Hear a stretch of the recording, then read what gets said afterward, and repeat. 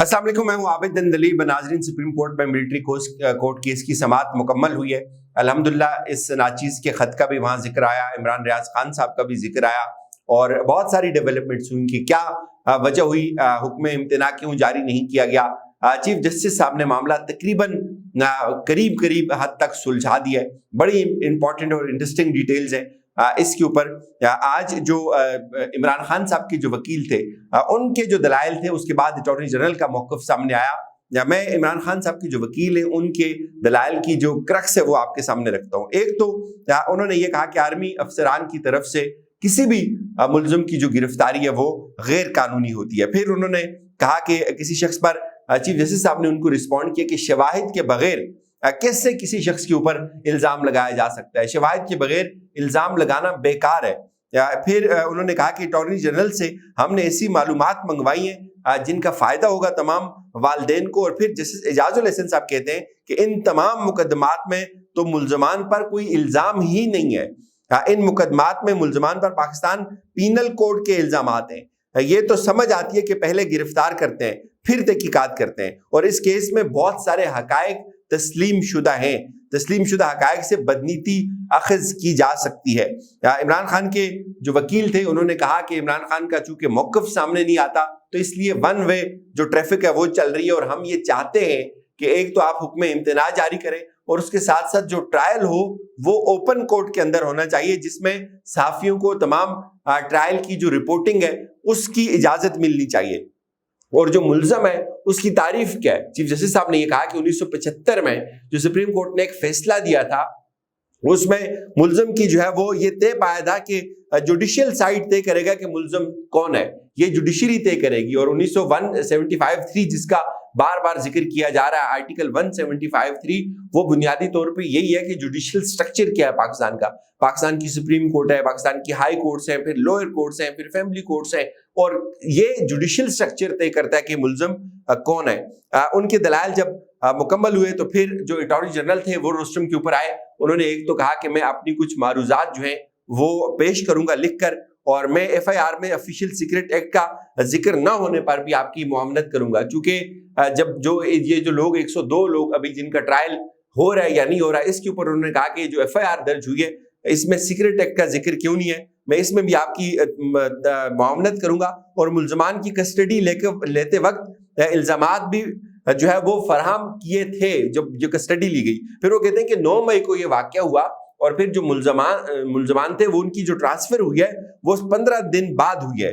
और chief justice साहब ने पूछा कि आर्मी एक्ट के तहत चार्ज करने का तरीकाकार रूल्स में है वो क्या है, क्या आप अपने तहरीरी दलाइल जमा करवा सकते हैं। उन्होंने कहा जी कि मैं अपने तहरीरी दलाइल जमा करवा दूंगा। और उस वक्त उन्होंने कहा जी कि इस वक्त 102 लोग जो हैं वो इस वक्त कस्टडी में, लेकिन अभी तक उनका मिलिट्री ट्रायल शुरू नहीं हुआ। तो चीफ जस्टिस साहब ने यह भी कहा था कि आप इन मुल्ज़मान को इनके घर वालों से बात करने की इजाजत दे दें, क्योंकि खौफ और हिरास की जो फिजा है ये खत्म हो, लोगों को मालूम हो कि उनके अजीज कहाँ हैं। तो उन्होंने कहा जी कि लोगों को, इन तमाम लोगों को एक दफा फोन पे बात करने की इजाजत भी मिलेगी, और वालिदैन, बीवी बच्चों और बहन भाइयों को हफ्ते में एक बार मुलाकात की इजाजत भी मिलेगी। फिर चीफ जस्टिस साहब ने कहा कि मैंने कुछ जेलों का दौरा भी किया है और मैंने देखा है कि वहाँ फोन पर बात करने की इजाजत दी जाती है।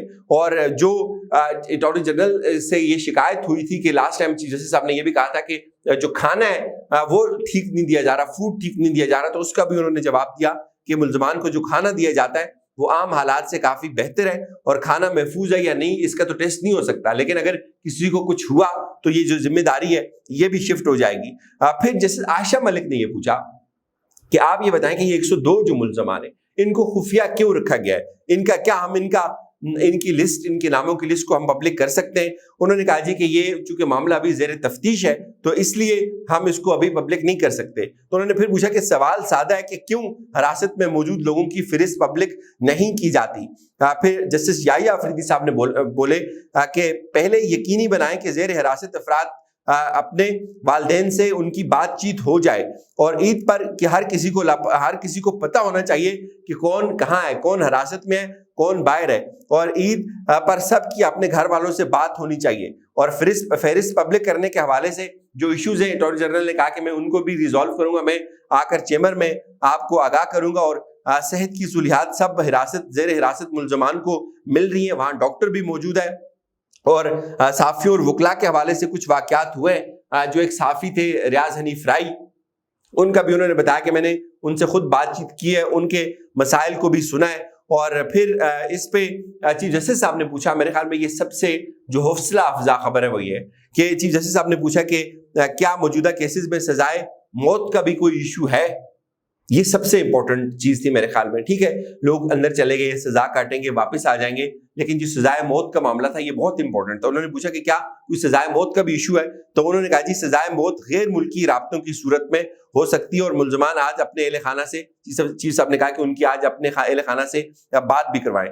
پھر وکلاء کے اوپر پوچھا گیا کہ ابھی تک کوئی وکیل جو ہے وہ گرفتار نہیں ہے، وکلاء کے ساتھ زیادتی اور بدسلوکی ہوئی تو ہم ان کو تحفظ فراہم کریں گے، اور صحافیوں کا بھی بتائیں. یہ امپورٹنٹ پوائنٹ تھا چیف جسٹس صاحب نے جو اس سماعت کو جو کنکلوڈ کیا.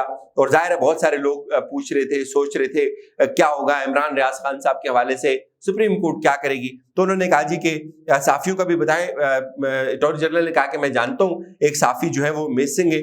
چیف صاحب نے کہا جی کہ آپ عمران ریاض خان صاحب کی بات کر رہے ہیں، اور انہوں نے کہا جی کہ وہ ہماری حراست میں نہیں ہے، ان کی ریکوری کی پوری کوشش کی جا رہی ہے.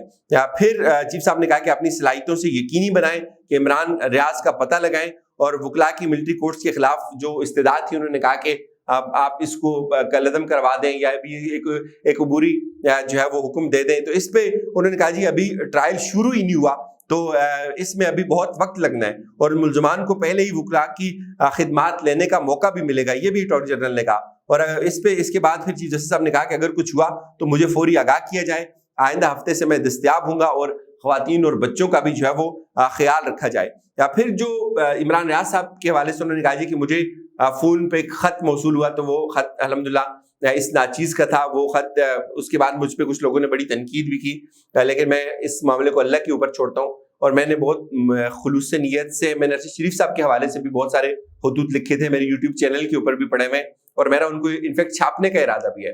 لیکن یہ جو خط تھا یہ ان کی طرف سے لکھا گیا تھا، چیف جسٹس صاحب کو لکھا تھا میں نے، اور چیف صاحب تک وہ پہنچا. اس کے بعد انہوں نے ذکر کیا، اور اس کو انہوں نے آج بھی اس کا ذکر کیا کہ کہاں ہے عمران ریاض خان صاحب، مجھے یہ خط موصول ہوا کہ میں نے کچھ بھی نہیں کیا، اور ان کی بازیابی کے لیے کوشش کریں. اور کیا ہی اچھا ہوگا کہ جب عمران ریاض خان صاحب اپنے جو ہیں وہ وکلاء اپنے فیملی کے ساتھ عید کریں گے. پھر جو وکلاء تھے عمران خان صاحب کے اور جو باقی، وہ کہہ رہے تھے کہ آپ اس ایک حکم امتناع جاری کریں. تو اس پہ انہوں نے کہا جی کہ ابھی جو ٹرائل ہے وہ شروع نہیں ہوا، تو اس لیے جو ہے وہ حکم امتناع جاری نہیں کیا جا سکتا.